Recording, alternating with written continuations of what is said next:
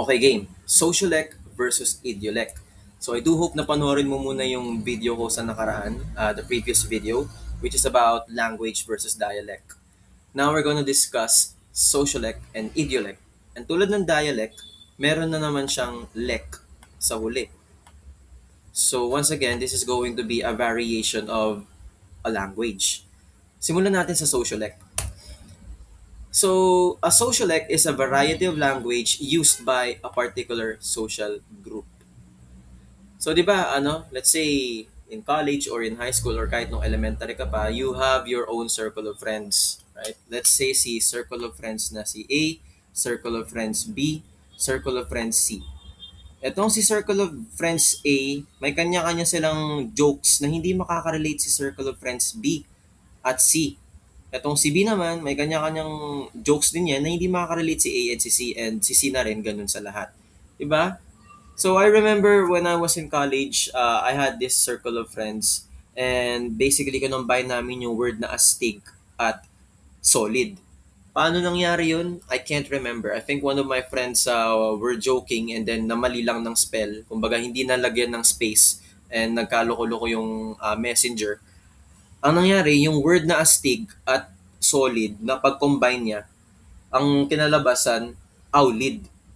The word aulid was invented out of nowhere. And kami lang, kaming mga members lang ng circle of friends na yon, kami lang makakaintindi nun.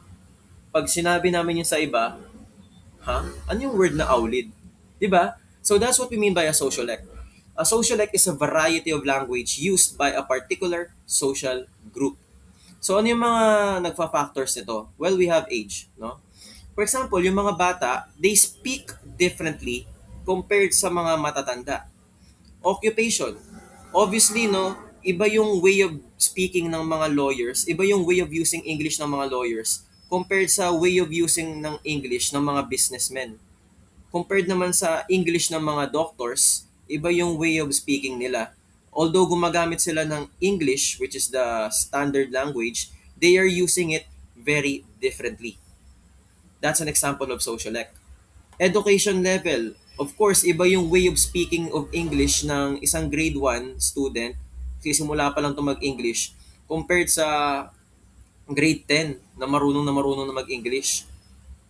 Social class naman, yung mga mayayaman, yung mahihirap, or yung mga nasa middle class, let's assume na gumagamit sila ng Filipino na lang para madali. Kasi pag in terms naman kasi sa English, hindi naman lahat ng mayayaman marunong mag-English, pero karamihan ng mayayaman marunong mag-English.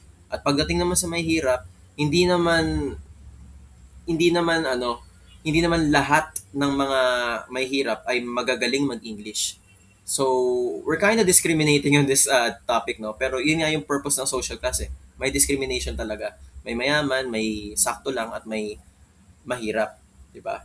So, let's just use Filipino, the language, for this sake. Ang way of speaking ng mga mahirap is definitely different sa way of speaking ng mga mayaman sa Filipino language. 'Di ba? For example, grabe, parang ang mali talaga gamitin yung mga example na to. Pero socialite kasi siya eh. Halimbawa, yung word na pagpag. Are you familiar with pagpag? Yan, pagpag. Nakain ko to Nakain ko na to dati. So, I think okay lang na i-share ko to. Because I was raised in Maynila. So, sorry. There was a part na lumaki kasi ako sa Maynila bago kami lumaki entirely. Sorry. Ulitin ko. Lumaki talaga ako sa Rizal. Pero there was a portion of my life na lumaki ako sa Maynila. Yun, naayos ko rin yung sinabi ko. Alright. And nakatikim ako ng pagpag. So, if you're not familiar with the word pagpag, pagpag is basically recycled food. For example, di ba, pag kumakain ka sa Jollibee, yung Chicken Joy, yung chicken doon na hindi mo na naubos, ganun, iiwan mo na lang yun doon sa plato. And syempre, yung crew, i-dispose nila yun. And then, may mga basurero na kukunin yung chicken na yun sa basurahan and then lulutuin nila ulit. So yes, ang tawag natin doon pagpag. There was a time na nakatikim ako ng ganyan when I was still living in Makati. Anyway, hindi makaka-relate yung mga mayayaman dito. Hindi nila alam yung term na pagpag. Okay?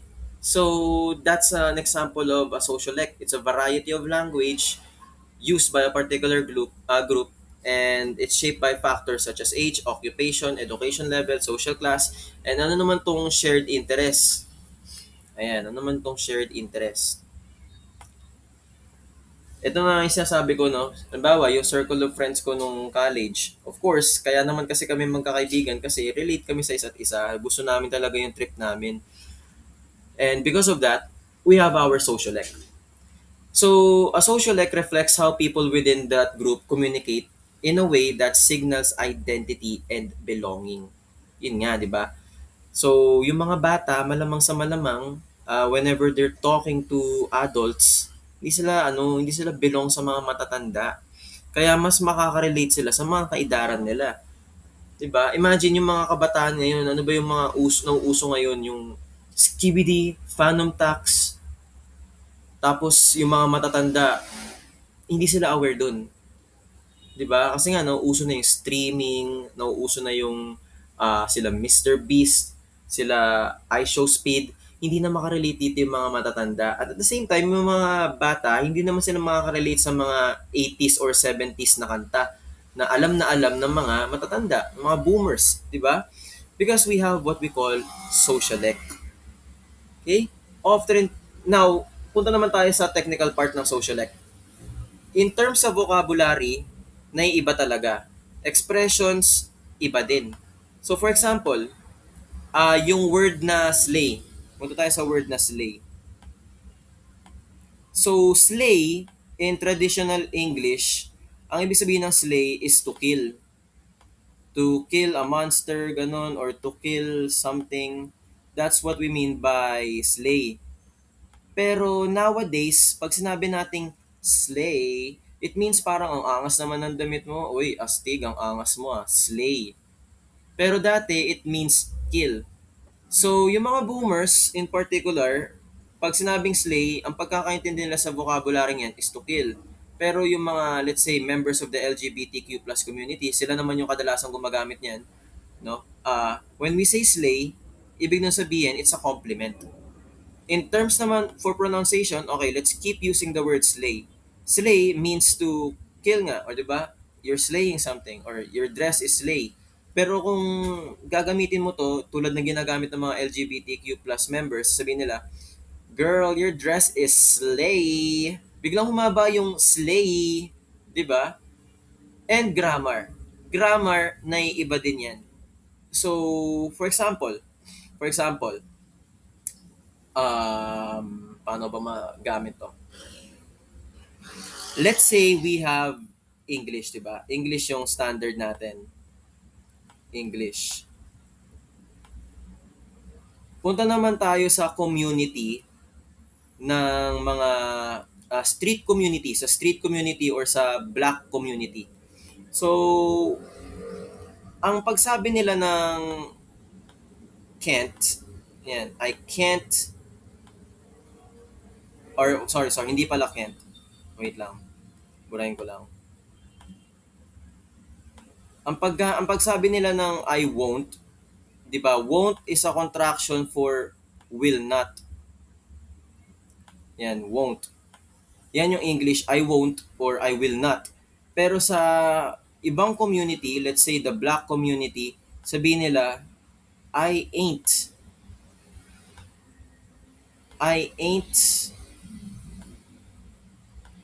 I ain't doing that. I won't do that. I ain't doing that. Gets? So, yun, yung grammar na iba din. Okay? So for example, teenagers may use slang that differs from old speakers. Ito yung sabi ko kanina. While professionals like lawyers or doctors use specialized jargon. So when we say jargon, this is a language na ginagamit for professional settings. For example, if you want to imprison someone for 20 to 40 years, reclusion perpetua, di ba? Prima facie evidence of reasonable certainty for conviction. O yung mga terms na ginagamit namin sa law, yes, I'm a law student, no? Law student ako. Ibang-iba sa mga terms na ginagamit ng mga doctors. For example, doctors, what is suture, what is paracetamol, itong mga terms na to, they're very different. So, that's another form of socialect. Unlike a dialect, yan. So, i-differentiate naman natin yung socialect and dialect. Ang socialect for a particular social group. Ang dialect naman for a geographic area. So, pwedeng maging ganito to class. Let's say language natin ay English. Okay, language natin ay English. So, punta tayo sa Pinas. Filipino English o yun na yung dialect, Filipino English. O punta naman tayo sa Filipino lawyers. Filipino lawyers, iba yung paggamit nila ng English compared sa American lawyers. So, yun naman yung nagiging socialect. Gets? So, take a look at this example. So, we have the young stunner and then we have the Becky. Both of them are explaining the same concept which is socialect. Pero tingnan mo kung paano nila in-explain yung konsepto ng socialect in their own way. Quiz, ang socialect parang kung paano mag-iba yung salita mo depende sa tropa mo. Pag nasa barkada ka, iba yung slang mo, iba rin pag nasa ibang crowd ka. Punta naman tayo sa Becky vibe. Ang socialite naman kasi, iba-iba ang atake ng chika, depende sa circle mo. Like, pagkasama mo ang mga bongga at may paslay ang words, pero pag ibang crowd, adjust ka rin para makisabay sa ganap. Both of them explained the concept of socialite, but they've explained it differently because magkaiba sila ng social group. And that's what we mean by a socialite. Ang idiolect naman, ito yung sasabi ko kanina, an idiolect is the unique way an individual person, so kung ang socialect ay social group, ang idiolect naman is individual person, is the unique way an individual person uses a language, including their personal choices in vocabulary, pronunciation, expressions, and even sentence structures. Shaped by their background, experience, and habits, no people have exactly the same idiolect because each speaker develops their own distinct linguistic style over time. So class, iba-iba talaga tayo ng paggamit ng language. So mula sa pinaka-standard, so let's say ang language natin English. Tapos ang dialect natin Filipino English. Tapos let's say LGBTQ+, yan yung social group. Malamang they also use English differently. At the same time, iba-iba naman kasi yung mga members ng LGBTQ. Yung iba dyan, abogado, yung iba dyan, doktor, although let's say gay siya, pero may mga iba-ibang gay. May mga gay na 5 years, may mga gay na 15 years old pa lang, may mga gay naman na college graduate ng, let's say, nursing. May mga gay naman na nagwo-work sa call center. So obviously, because they have different backgrounds, different experiences, and different habits, they speak a different idiolect. Etong way of teaching ko sa inyo ngayon, siguro kino-compare nyo ako sa ibang mga teachers nyo sa linguistics or sa ibang teachers nyo in the past. Obviously, yung way ng pagtuturo ko sa inyo is very different sa way of pagtuturo nila. Because they're using language in their own unique way and I'm using language in my own unique way. And I'm sure na you as a person, may sarili ka ring paraan ng paggamit ng language. May mga sarili kang vocabulary. Personal choice mo ng vocabulary. For example, ako, lagi kong ginagamit yung words na basically, somehow, in so far, yun, mahilig ako sa mga ganong words. How about you? Ano yung mga words na kadalasang ginagamit mo? In terms naman sa pronunciation, well, hindi naman tayo pare-parehas ng lalamunan. Kaya obviously, our pronunciation will sometimes differ. And in terms sa expression, magkakaiba din tayo, di ba? So that's what we mean by an idiolect.